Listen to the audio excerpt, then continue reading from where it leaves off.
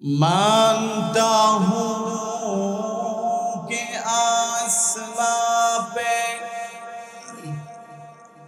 चांद और सूरज है। मानता हूँ कि आसमां पे चांद और सूरज है।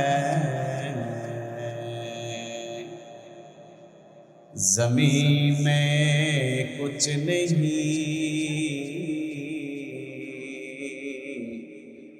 मुहम्मद मुस्तफ़ा तू है। बलगल उला बिकमालिही, कशफत दुजा बिजमालिही, हसनत जमीउ खिसालिही, सल्लु अलैहि व आलिहि। अल्लाहुम्मा सल्लि व सल्लिम व बारिक अलैहि।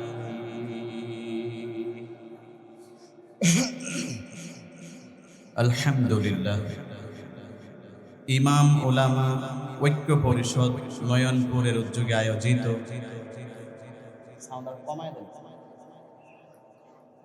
সিরাতুন নবী সাল্লাল্লাহু আলাইহি ওয়াসাল্লাম মাহফিলের মুহতারাম সদরে জলসা,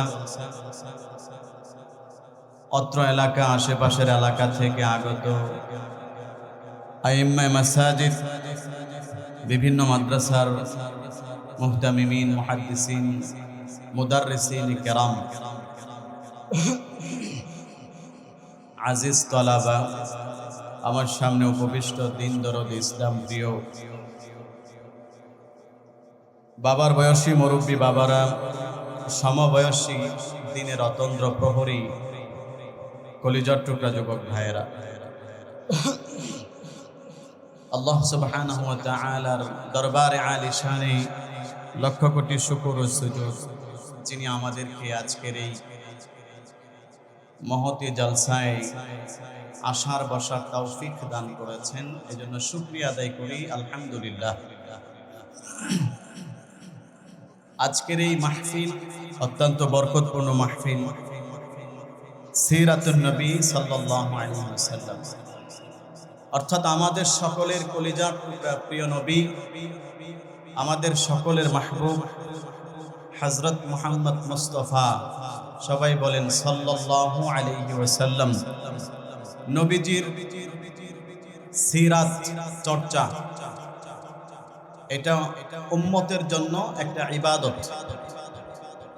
এই পৃথিবীতে কোনো মানুষ, যত দামি মানুষই হোক, যত বড় মানুষই হোক, তার জীবনী আলোচনা করলে সওয়াব হয়, এইরকম কোনো নজির, এটার পক্ষে কোনো দলিল কেউ দিতে পারবে না। কিন্তু আল্লাহর হাবিব সাল্লাল্লাহু আলাইহি ওয়াসাল্লামের পবিত্র জীবনী, নবীজির সাল্লাল্লাহু আলাইহি ওয়াসাল্লামের সিরাত আলোচনা, জীবনের বিভিন্ন অংশ আলোচনা করাটাও এটা উম্মতের জন্য সওয়াবের কাজ, এটা একটা ইবাদত। বলেন সুবহানাল্লাহ। আল্লাহ তাআলা সেই নবীর উম্মত আমাদেরকে বানিয়েছেন, আমরা খুশি না বেজার? আরে ঘুমায় গেছেন মাগরিবের পরে, বলেন খুশি না বেজার? জোরে বলবেন যা বলার, আমার টাইম অল্প, উলামায়ে কেরাম আসতেছেন, ওনারা আলোচনা করবেন। আমি আপনাদের সম্মুখে যে আয়াত কারিমা তিলাওয়াত করেছি, এই আয়াতকে সামনে রেখে কয়েকটি কথা বলার চেষ্টা করব। আমার তাওফীকি ইল্লা বিল্লাহ। আমাদের সকলের জন্য উপকার হয় এমন কিছু কথা যেন আল্লাহ তাআলা জবান থেকে বের করে দেয়, সকলে বলি আমিন। 30 পারায় অবস্থিত একটি সূরা, সূরা আলাম নাশরাহ, খুবই প্রসিদ্ধ একটি সূরা। আবার অনেকেই মুফাসসিরিনে কেরাম এই সূরার নাম উল্লেখ করেছেন, আরো দুটি নাম আছে, সূরাতুশ শারহি, আবার কেউ কেউ লিখেছেন সূরা ইনশিরাহ। আমরা বেশি চিনি সূরা আলাম নাশরাহ হিসাবে। এই সূরার মধ্যে আল্লাহ রাব্বুল আলামিন তার প্রিয় হাবিব সাল্লাল্লাহু আলাইহি ওয়াসাল্লামের শানে রিসালাত, নবীজির মর্যাদার বিষয়ে আলোচনা করেছেন। যেহেতু সিরাত মাহফিল, আমি আমার এই সময়ের সংক্ষিপ্ত পরিসরে এই পয়েন্ট নিয়ে কিছু কথা বলার চেষ্টা করব ইনশাআল্লাহ। আমি যে আয়াতে কারিমা তিলাওয়াত করেছি, আয়াতের অর্থ হচ্ছে আল্লাহ বলেন, قال الله تعالى ورفعنا لك ذكرك। আয়াতের অর্থ হচ্ছে আল্লাহ তাআলা নবীকে বলেন, ইয়া রাসূলুল্লাহ, আমি আপনার মর্যাদাকে, আপনার সম্মানকে উঁচু করেছি, সমুন্নত করেছি। বলেন সুবহানাল্লাহ। নবীজির শান আল্লাহ তাআলা বাড়িয়েছেন, এই কথার ঘোষণা আমার তেলাওয়াতকৃত আয়াতের মধ্যে আল্লাহ তাআলা দিয়েছেন। তাফসিরে ইবনে কাসিরের মধ্যে এই আয়াতের তাফসির সরাসরি তাফসির বিল রিওয়ায়া, হাদিসের মাধ্যমে তাফসির, রাইসুল মুফাসসিরিন, এই পৃথিবীর সমস্ত মুফাসসিরদের যিনি সর্দার, নবীজি সাল্লাল্লাহু আলাইহি ওয়াসাল্লামের আপন চাচাতো ভাই, ওনার নাম হচ্ছে আব্দুল্লাহ, বাবার নাম আব্বাস রাদিয়াল্লাহু তাআলা আনহু। আমরা যাকে সংক্ষেপে ইবনে আব্বাস অথবা আব্দুল্লাহ ইবনে আব্বাস এই নামে চিনি। মসজিদে যে ফাজাইলের কিতাবগুলো তালিম হয়, ফাজাইলে সাদাকাত, ফাজাইলে আমাল, এখানে আমার মনে হয় নাম শুনে না এরকম কেউ নেই।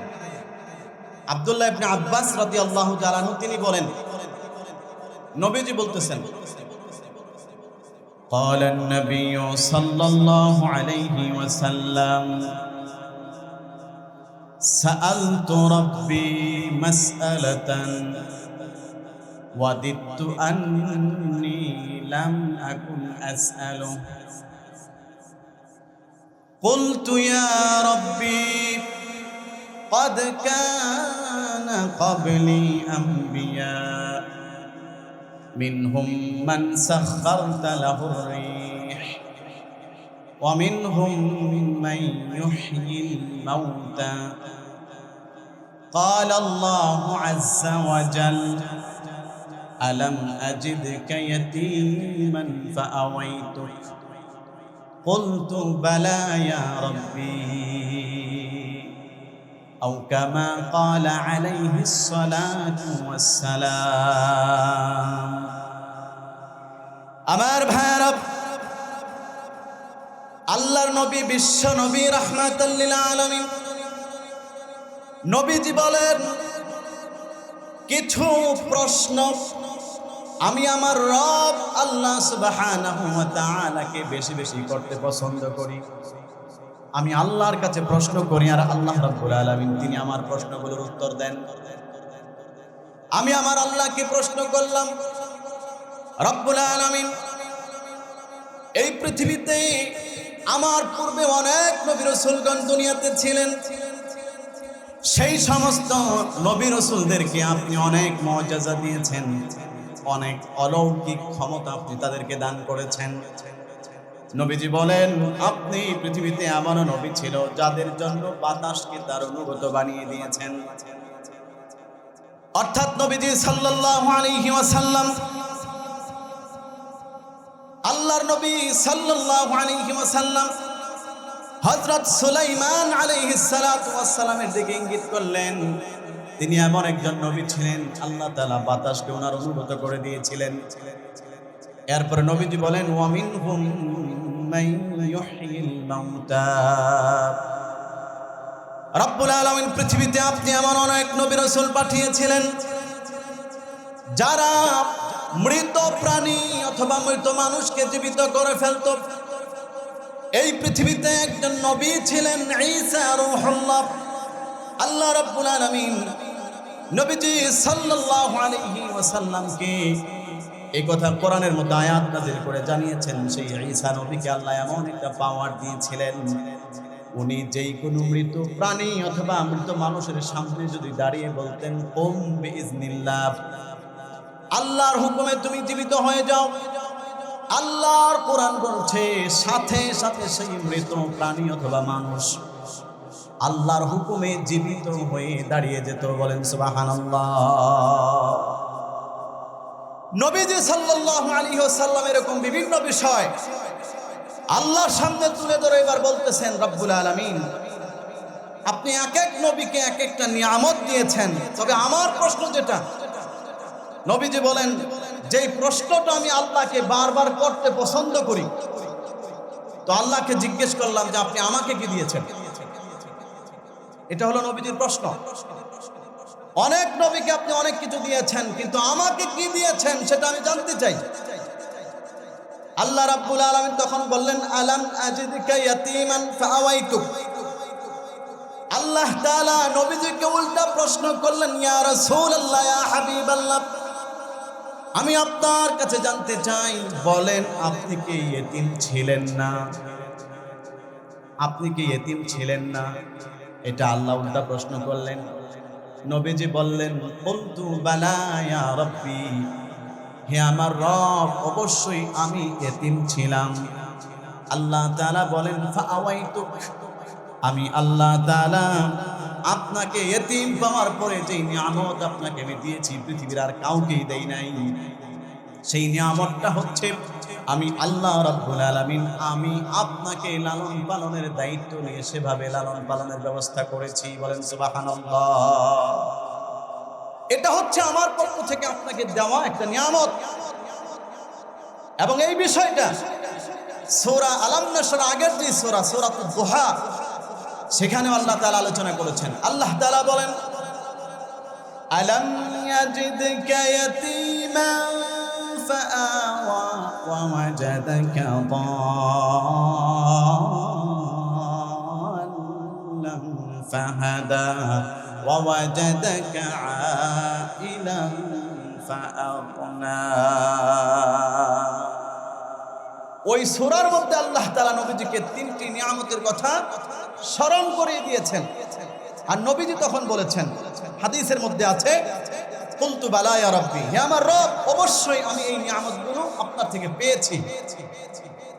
তো নবীজির এটা একটা প্রশ্ন যেটা আল্লাহর কাছে বারবার করতে পছন্দ করেন। আবারও প্রশ্ন করেছেন, আপনি আমাকে আর কি কি দিয়েছেন আর একটু বলেন। তো লম্বা আলোচনা, লম্বা তাফসীর সূরা আলাম নাশরার শুরু থেকে আল্লাহ তাআলা শুনিয়েছেন, আলাম নাশরাহ লাকা সাদরাক, ইয়া রাসূলুল্লাহ আমি কি আপনার বক্ষ বিদীর্ণ করি নাই? নবীজি বলেছেন হ্যাঁ করেছেন। আল্লাহ তাআলা বলেন সেই বক্ষ বিদীর্ণ করে আমি আপনার মধ্যে এমন এক নিয়ামত দিয়েছি যেটা আপনার পূর্বে পৃথিবীর কোনো নবীকে আমি দেই নাই। সুবহানাল্লাহ বলেন। এগুলোর অনেক বড় বড় তাফসীরে লম্বা লম্বা আলোচনা আছে, তবে আমি যেহেতু যে আয়াত তিলাওয়াত করছি সেটার বোঝার সুবিধার্থে শুধু এগুলো বলতেছি। মেন আলোচনা হচ্ছে ওই আয়াতটা। তারপরে আল্লাহ তাআলা দ্বিতীয় আয়াতে বলেন ওয়া ওয়াদা'না আনকা বিজরাক আল্লাযী আনকাযা যাহরাক, ইয়া রাসূলুল্লাহ আমি আপনার পিঠ থেকে এমন একটি বোঝাকে সরিয়ে দিয়েছি যেটা আপনার পিঠ কোমরকে বাঁকা করে ফেলত। এভাবে বলতে বলতে আল্লাহ তাআলা 4 নম্বর আয়াতে বলেন ওয়া রাফা'না লাকা যিকরাক, ইয়া রাসূলুল্লাহ ইয়া হাবিবাল্লাহ আপনি আমার কাছে জানতে চেয়েছেন আমি আপনাকে কি মর্যাদা দিয়েছি, কি সম্মান দিয়েছি। আল্লাহ আয়াত নাজিল করে জানায় দেন আমি আপনার মর্যাদাকে সবার উপরে সবচাইতে বেশি সমুন্নত করেছি। বলেন সুবহানাল্লাহ। সবচাইতে বেশি আপনার মর্যাদাকে আমি উঁচু করেছি। এই ঘোষণা এই সূরা আলাম নাশর এই আয়াতে আল্লাহ তাআলা দিয়েছেন। এটা হলো নবীদের শান। তাফসীরের মধ্যে আছে সাইয়্যিদুনা আবু সাঈদ খুদরি রাদিয়াল্লাহু তাআলা আনহু থেকে বর্ণিত قال رسول الله صلى الله عليه وسلم أتاني جبرائيل فقال إن ربي وربك يقول ورفعنا لك ذكرك وكيف رفعت সাইয়েদনা আবু সাঈদ খুদরি রাদিয়াল্লাহু আনহু বলেন, নবীজি বলেছেন যখন এই আয়াত অবতীর্ণ হলো, ইয়া রাসূলুল্লাহ, আমি আল্লাহ আপনার মর্যাদাকে সমুন্নত করেছি, উঁচু বানিয়েছি। আয়াত নাযিল হওয়ার পরে জিবরাইল আলাইহিস সালাতু ওয়াস সালাম নবীজির কাছে আসলেন, নবীজিকে জিজ্ঞেস করলেন, ইয়া রাসূলুল্লাহ, ইয়া হাবিবাল্লাহ, আল্লাহ রাব্বুল আলামিন কোরআনে বলেছেন আপনার মর্যাদাকে আল্লাহ তাআলা বাড়িয়েছেন। আমি আপনার কাছে জানতে চাই আপনার মর্যাদাকে কিভাবে বাড়ানো হয়েছে, আমাদেরকে একটু বলুন। নবীজি তখন বললেন, আল্লাহু আ'লাম, আল্লাহ তাআলা আমার মর্যাদা বাড়িয়েছেন। কিভাবে বাড়িয়েছেন এটা আল্লাহ ভালো জানেন, আমার এটা জানার দরকার নাই। নবীজি সাল্লাল্লাহু আলাইহি সাল্লাম থেকে এই উত্তর শোনার পরে জিবরাইল আলাইহিস সালাম এবার আল্লাহ রাব্বুল আলামিনকে জিজ্ঞেস করলেন, রাব্বুল আলামিন, আপনি তো বলেছেন নবীজির সম্মান আপনি বাড়িয়েছেন, কিন্তু নবীজির সম্মানটা আপনি কিভাবে বাড়িয়েছেন এটা যদি আমাদেরকে একটু বলতেন ভালো হতো। আল্লাহর নবী সাল্লাল্লাহু আলাইহি ওয়াসাল্লামকে মর্যাদা আল্লাহ তাআলা কিভাবে বাড়িয়েছেন, জিবরাইল আমিনের প্রশ্নের উত্তরে আল্লাহ রাব্বুল আলামিন কি বলেছেন ওই পরের অংশটা হাদিসে কুদসির মধ্যে বর্ণিত হয়েছে। قال النبي صلى الله عليه وسلم قال عز وجل إذا ذكرت معي। নবীজি বলেন, আল্লাহ আমার মর্যাদা বাড়িয়েছেন, এটার অর্থ হচ্ছে আমার আল্লাহ বলে দিয়েছেন যত জায়গায় আল্লাহর নাম, যত জায়গায় আল্লাহর আলোচনা, তত জায়গায় আল্লাহ পাকের আলোচনার সাথে নবী মুহাম্মদুর রাসূলুল্লাহর আলোচনা আল্লাহ সংযুক্ত করে দিয়েছেন। জোরে বলেন সুবহানাল্লাহ। নবীজি সাল্লাল্লাহু আলাইহি ওয়াসাল্লামকে এই উত্তর আল্লাহর পক্ষ থেকে দেওয়া হয়েছে, ইদা যুকিরতা মাই, ইয়া রাসূলুল্লাহ, আমি যে আপনাকে বলেছি যে আপনার মর্যাদাকে আমি বাড়িয়েছি, আপনার ইজ্জত সম্মানকে আমি সমুন্নত করেছি, এটার অর্থ হলো যেখানে আমি আল্লাহর আলোচনা আছে সেখানেই আমি আল্লাহ পাকের আলোচনার সাথে আপনি নবীর আলোচনাকে আমি সংযুক্ত করে দিয়েছি। এটা হলো আপনার মর্যাদা এবং শান। বলেন সুবহানাল্লাহ। এজন্য মুফাসসিরিনে কেরামগণ লিখেছেন, এই পৃথিবীতে এমন কোনো মজলিস নাই যেই মজলিসের মধ্যে শুধুমাত্র আল্লাহর আলোচনা হয়, নবীর আলোচনা হয় না। এই পৃথিবীতে এমন কোনো খুতবা নাই যেই খুতবার মধ্যে শুধুমাত্র আল্লাহর প্রশংসা করা হয়, নবী মুহাম্মদুর রাসূলুল্লাহর উপরে দরুদ পড়া হয় না। এই যে আপনাদের আজকের মাহফিলে যত বক্তা আলোচনা করবেন, যত সংক্ষেপে খুতবাই দেখ না কেন, কমপক্ষে আলহামদুলিল্লাহ আহলিহি ওয়াসসালাতু আলা আহলিহি, এতটুকু শব্দ, তার মানে আল্লাহর প্রশংসার সাথে নবীর অংশটা থাকবেই থাকবে। জুমার খুতবার মধ্যে ইমাম সাহেব, খতিব সাহেব প্রথমে আল্লাহর প্রশংসা তারপরে নবীর প্রশংসা করেন। দ্বিতীয় খুতবার মধ্যে প্রথমে আল্লাহর প্রশংসা তারপরে নবীর প্রশংসা করেন। এই পৃথিবীর মধ্যে এমন কোন কিতাব ছিল না যে কিতাবের মধ্যে আল্লাহর নাম আছে, নবী মুহাম্মদুর রাসূলুল্লাহর আলোচনা ছিল না, এমন কোন কিতাব নাই। এজন্য মুফাসসিরিনে কেরামগণ বলেন, তাওরাত কিতাবের মধ্যে আল্লাহ পাকের আলোচনা ছিল, সেখানে আল্লাহর আলোচনার সাথে নবী মুহাম্মদুর রাসূলুল্লাহ সাল্লাল্লাহু আলাইহি ওয়াসাল্লামের আলোচনাকে আল্লাহ তাআলা সংযুক্ত করে দিয়েছেন।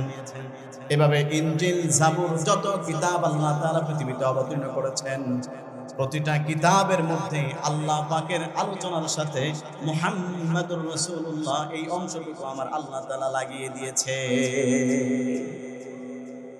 তাফসীরের মধ্যে ইঙ্গিত দিয়ে দিয়ে অনেক বিষয় এই আয়াতের আলোকে আলোচনা করেছেন। ওয়াফিল আযানি ওয়াফিল ইকামাতি আইদান, আযানের মধ্যে এবং ইকামতের মধ্যেও আল্লাহ রাব্বুল আলামিন আল্লাহ তাআলার নামের সাথে তার প্রিয় হাবিব সাল্লাল্লাহু আলাইহি ওয়াসাল্লামের নামটাকে সংযুক্ত করে দিয়েছেন, যার ফলশ্রুতিতে এই পৃথিবীতে যতবার আযান হয় প্রত্যেকবার আযানের সাথে সাথে এই পৃথিবীর আকাশে বাতাসে আল্লাহ পাকের নামের আলোচনা, সাথে সাথে নবী মুহাম্মদুর রাসূলুল্লাহর নামের উচ্চারণও এই পৃথিবীর আকাশে বাতাসে ভাসতে থাকে। বলেন সুবহানাল্লাহ। খেয়াল করে দেখবেন, মুয়াজ্জিন সাহেব যখন আযান দেয়, আল্লাহু আকবার, আল্লাহু আকবার, আশহাদু আল্লা ইলাহা ইল্লাল্লাহ, এরপরের অংশটা কি? আপনারা জানেন না, আজান পারেন না সবাই? আশহাদু আল্লা ইলাহা ইল্লাল্লাহ, আমি সাক্ষ্য দিচ্ছি আল্লাহ ছাড়া কেউ নাই। এরপরের অংশ কি? আশহাদু আন্না মুহাম্মাদার, এই তো সবাই পারেন। আমি সাক্ষ্য দিচ্ছি মুহাম্মদ সাল্লাল্লাহু আলাইহি সাল্লাম আল্লাহ পাকের রাসূল। বলেন সুবহানাল্লাহ। এটাই আল্লাহ তাআলা বলেছেন ওয়া রাফা'না লাকা যিকরাক, ইয়া রাসূলুল্লাহ আমি আপনার শান বাড়িয়েছি, আপনার মর্যাদা বাড়িয়েছি, এমন বাড়িয়েছি যে পৃথিবীর কোনো কিছুর আলোচনা, পৃথিবীর কোনো কিছুর সম্মান আপনার শানের ধারে কাছে না। এই জন্য নবীজির আলোচনা, নবীজির শান আলোচনা, এটা পৃথিবীর সবাই মিলে করলেও কামা হক আদায় করা যাবে না। আল্লাহর নবী সাল্লাল্লাহু আলাইহি ওয়াসাল্লামের ব্যাপারে একজন কবি বলেছেন, ইয়া সাহিবাল জামাল ওয়া ইয়া সাইয়্যিদাল বাশার মিন ওয়াজহিকাল মুনীরি লাকাদ নাওয়ারাল কমার। কবি ডাক দিয়া বলে, হে সৌন্দর্যের অধিপতি, ইয়া সাহিবাল জামাল, হে চির সৌন্দর্যের অধিপতি, ওয়া ইয়া সাইয়্যিদাল বাশার, হে পৃথিবীর সমস্ত মানব জাতির সর্দার, আপনার ব্যাপারে প্রশংসা করতেছি আমি। মিন ওয়াজহিকাল মুনীরি লাকাদ নাওয়ারাল কমার, আপনার চেহারার আলো থেকে চাঁদ তার আলোকে গ্রহণ করেছে। বলেন সুবহানাল্লাহ। সর্বশেষ তিনি বলে দিচ্ছেন, পৃথিবীর মানুষ শোনো, লা ইউমকিনুস সানাউ কামা কানা হাক্কুহু বা'দে আয খুদা বুজুর্গ তুই কিসসা মুখতাসার। ইয়া রাসূলুল্লাহ, ইয়া হাবিবাল্লাহ, পৃথিবীর কোন মানুষ আপনার প্রশংসা করে শেষ করতে পারবে না। পৃথিবীর কোন মানুষ আপনার শান আলোচনা করে কামা হক্কুহু, যেভাবে করা দরকার সেভাবে তারা শেষ করতে পারবে না। আমি শুধু সংক্ষেপে এতটুকু বলতে চাই, বাদে আজ খুদা বুজুর্গ তুই কিসসা মুখতাসার, আমার আল্লাহর পরে সবচাইতে সম্মানিত যিনি, তিনি হচ্ছেন নবী মুহাম্মদুর রাসূলুল্লাহ। বলেন সুবহানাল্লাহ। আল্লাহর পরে যার শান, আল্লাহর পরে যার সম্মান, আল্লাহর পরে যার মর্যাদা সবচেয়ে বেশি সমুন্নত, তিনি হচ্ছেন আমার আপনার নবী, পেয়ারা হাবিব মুহাম্মদুর রাসূলুল্লাহ। জোরে বলেন সুবহানাল্লাহ। আমার ভাইয়ারা, সঙ্গত কারণে আমরা এই কথা বক্ষে ধারণ করি, আমাদের হৃদয়ে এই কথা আমরা লালন করি যে আল্লাহর নবী সাল্লাল্লাহু আলাইহি ওয়াসাল্লামের চাইতে সম্মানিত, মর্যাদাপূর্ণ এই পৃথিবীতে আর কেউ নাই। কথা বলেন ঠিক না বেঠিক? আরে জোরে বলেন ঠিক না বেঠিক? নবীজির শান বুঝা, নবীজির শান আলোচনা করা, এটা আমাদের ঈমান। এটার মাধ্যমে আমাদের ঈমানের মধ্যে পাওয়ার আসে। এই জন্য উলামায়ে কেরাম, এই দেশের হক্কানি বুজুর্গানে দিন, এই দেশের সাধারণ আপামর জনতা যারা ইসলামকে পক্ষে ধারণ করে, তারা সব কিছু মেনে নিতে পারলেও আল্লাহর নবীকে নিয়ে যদি কেউ কটাক্ষ করে, তখন তার পায়ের রক্ত অটোমেটিক মাথার মধ্যে ওঠে, সেই তার জায়গার মধ্যে স্থির থাকতে পারে না। কথা বলেন ঠিক না বেঠিক? এটার কারণ কি? কারণ হচ্ছে যেই নবীর শান এত উঁচা, যেই নবীর মাকাম এত উঁচা, সেই নবীকে নিয়ে যদি কেউ বাজে মন্তব্য করে, সেই নবীকে নিয়ে যদি কেউ খারাপ মন্তব্য করে, তাহলে যদি কসম করি হানেস হব না, এই দেশের কোন মানুষ সেটা সহ্য করতে পারে না। তার হৃদয়ের মধ্যে নবীর প্রেম এমনভাবে উত্তোলিত হয়, তার রক্তের মধ্যে নবীর ভালোবাসা এমনভাবে প্রকাশিত হয়, এই দেশের যুবকেরা হয়তোবা ঠিক মতো নামাজের মধ্যে আসে না, হয়তোবা দাড়িও ঠিক মতো রাখে না, কিন্তু আমরা দেখেছি আমাদের এই বাংলাদেশের ইতিহাসের মধ্যে এমন অনেক ঘটনা রয়েছে, নবীকে নিয়ে যখন কেউ বাজে মন্তব্য করেছে, নবীর আকাশ সম্মানকে যারা নাকি পদদলিত করতে চেয়েছে, নবীর মর্যাদাকে যারা নাকি ছোট করতে চেয়েছে, নাস্তিক মুরতাদ ওই সমস্ত ব্লগারদের বিরুদ্ধে নারায়ে তাকবীর আর আল্লাহু আকবারের স্লোগান দিয়ে ওই সমস্ত কুলাঙ্গারদের বিচার চেয়ে রাজপথকে তারা কাঁপিয়ে তুলেছে। কথা বলেন ঠিক না বেঠিক? শাপলা চত্বরের ইতিহাস আপনারা দেখেছেন, আমাদের চোখের সামনের ইতিহাস। বেশি দিন আগের কথা নয়, 2013 সালে শুধুমাত্র উলামায়ে কেরামই গিয়েছেন, বিষয়টা এমন নয়, বরং এই দেশের সব মানুষ দলমত নির্বিশেষে আল্লাহ রসুলের ইজ্জত সম্মান হেফাজতের জন্য রাজপথে গিয়েছেন। এমনকি প্রত্যেকটা অঞ্চলে অঞ্চলে উলামায়ে কেরামের নেতৃত্বে, প্রত্যেকটা মহল্লায়, পাড়ায়, মসজিদে, ওই মসজিদের সম্মানিত ইমাম এবং খতিবের নেতৃত্বে ওই দেশের যুবকেরা, ওই এলাকার যুবকেরা সেই প্রতিবাদ মিছিলে অংশগ্রহণ করেছে। কথা বলেন ঠিক না বেঠিক? আপনাদের এলাকায় হয় নাই? কথা বলেন হয় নাই? আমি তো দেখেছি ফেসবুকে যে আমাদের গ্রাম বাংলার অনেক গ্রামে গঞ্জে পর্যন্ত একদম সে অজপাড়াগায়, সেখানেও পর্যন্ত যুবকেরা আল্লাহ রসুলের ইজ্জত হিফাজতের জন্য এবং যারা নাকি নবী বিদ্বেষী, যারা নবীজির সম্মানকে যারা ছোট করতে চায়, তাদের বিরুদ্ধে তারা বিচার চেয়েছেন, স্লোগান তুলেছেন। কারণ এটা হচ্ছে নবীজির ইজ্জত রক্ষার মাসআলা, এটা হচ্ছে নবীজির শান রক্ষার মাসআলা। সম্মানিত হাজিরিন, এই কথাটাই আল্লাহ তাআলা কুরআনুল কারীমের মধ্যে বলেছেন, ওয়া রাফা'না লাকা যিকরাক।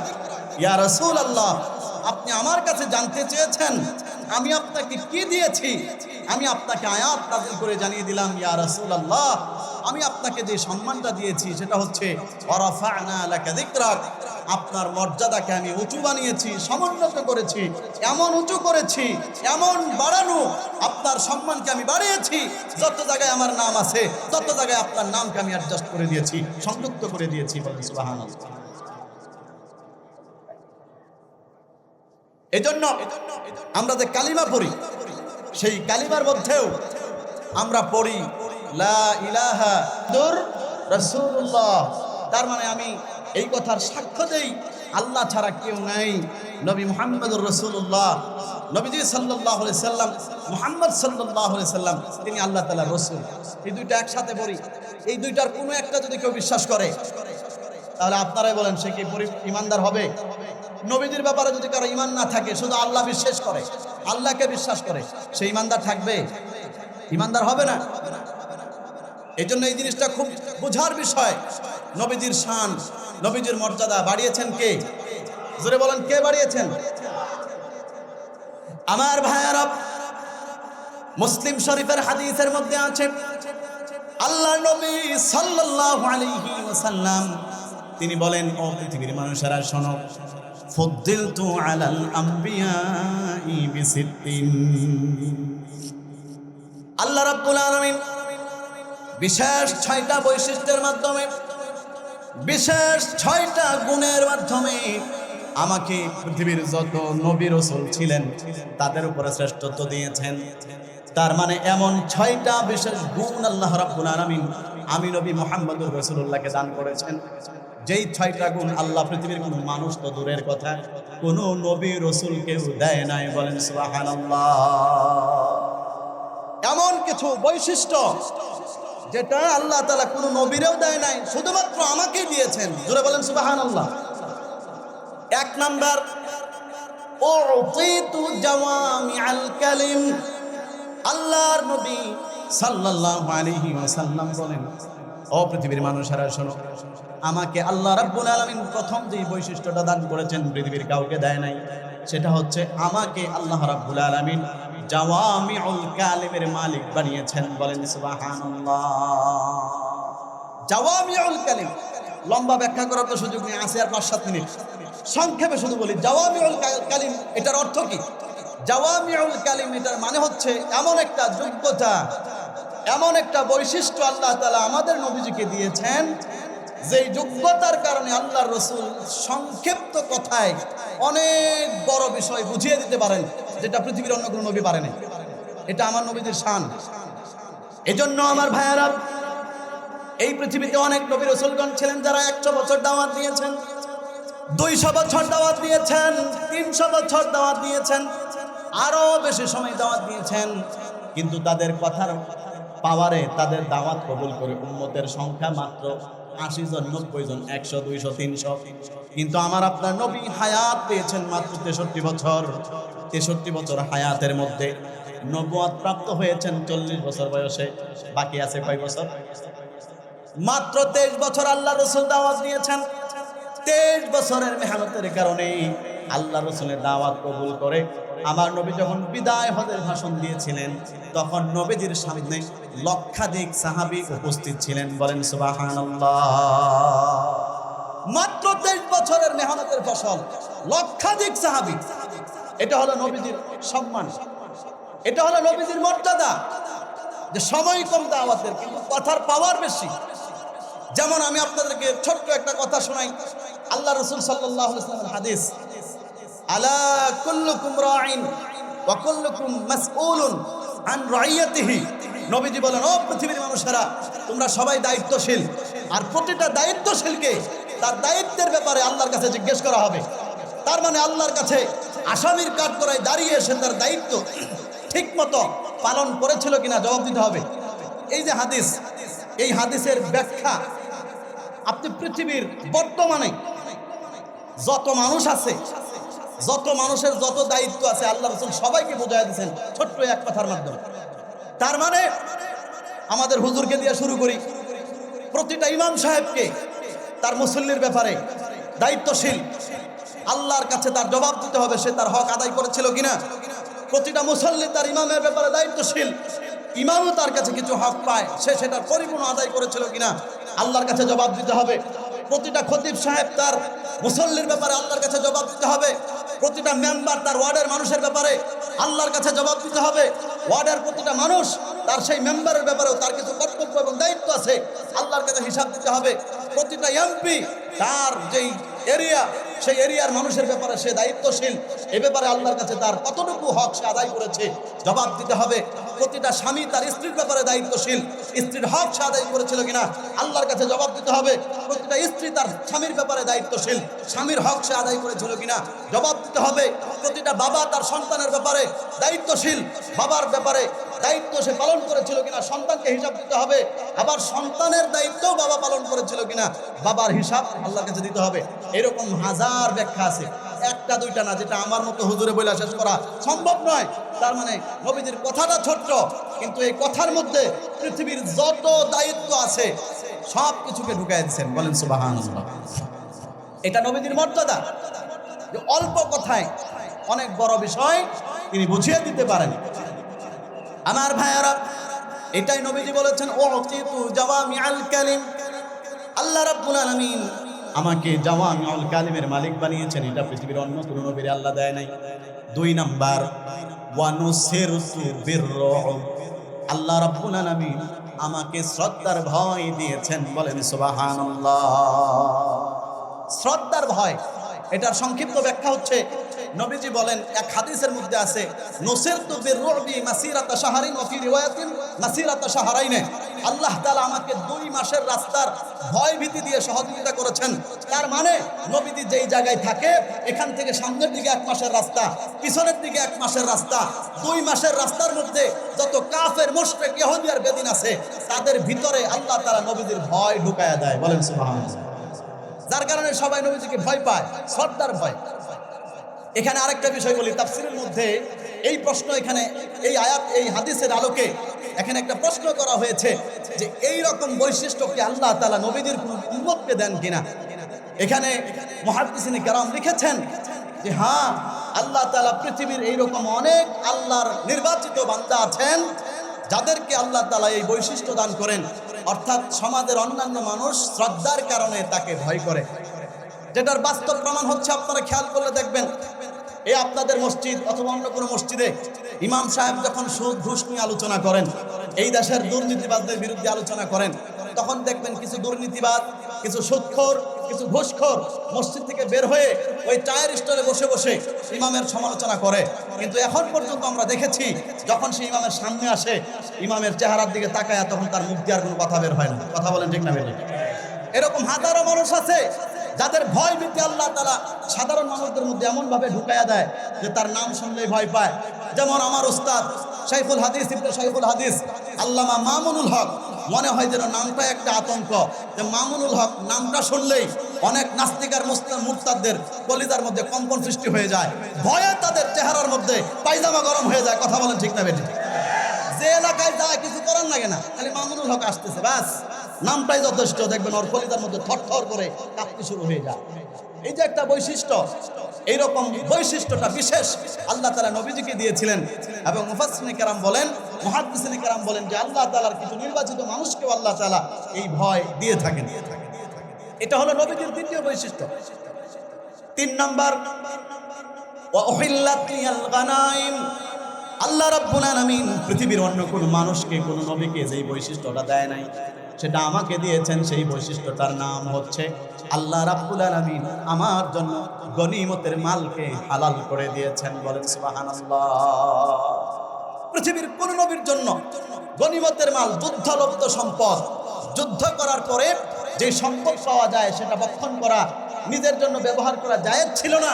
কিন্তু আল্লাহ তাআলা আমার নবীর খাতিরে, নবীজির মর্যাদা, নবীজির জন্য গনিমতের মাল হালাল করছেন। নবীজির উম্মত হিসাবে সেই সম্মান আমরাও পেয়ে গেছি। আমরা 71 সালে এই দেশের মানুষ যুদ্ধ করে ওদের রেখে যাওয়া যা পাইছেন, এটা এই উম্মতের জন্য হালাল হয়ে গেছে। এটা হলো নবীজির শান। বলেন সুবহানাল্লাহ।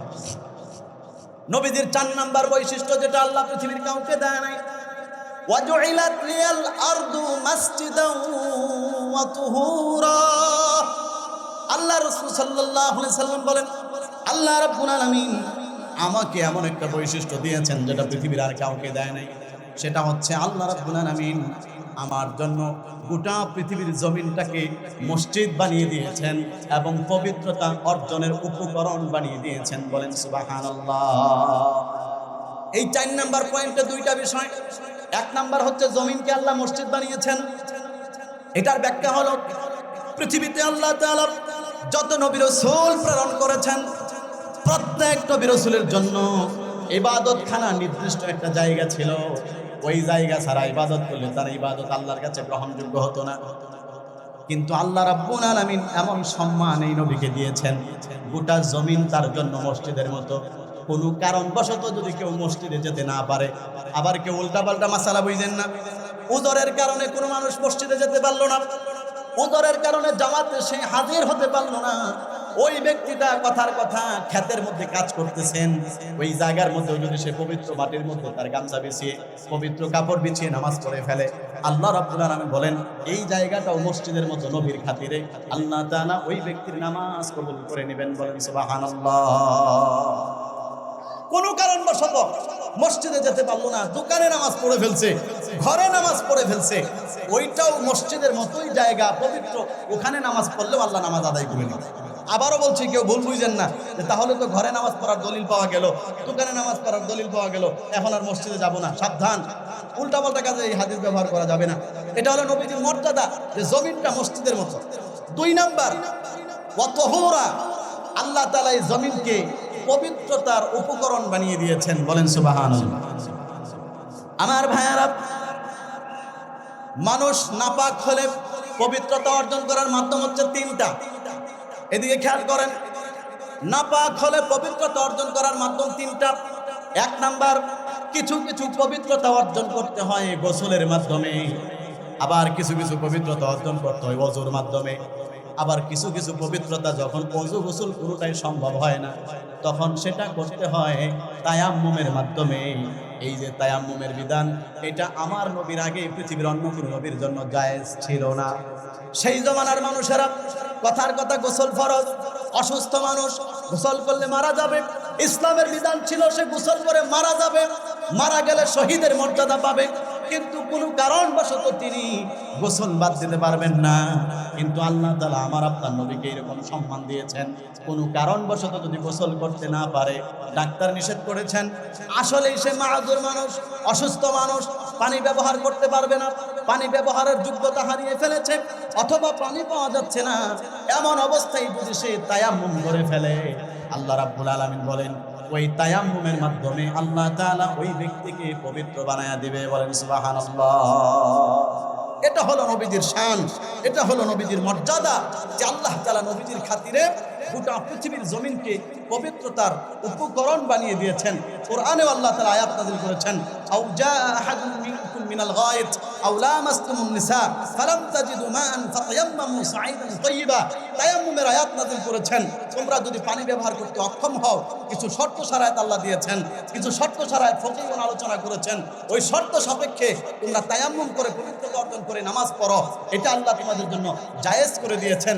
হাদিসের মধ্যে নবী বলেছেন, এই মাটির মাধ্যমে মানুষ পবিত্র হয়ে যায়, ওয়ালাউ ইলা 20 সানা, যদিও লাগাতার 20 বছর পর্যন্ত পানি না পায়, শুধু মাটির উপর ঘষা দিয়ে তায়াম্মুম করে, আল্লাহ 20 বছর পর্যন্ত তাকে পবিত্র বানায় রাখে। সুবহানাল্লাহ।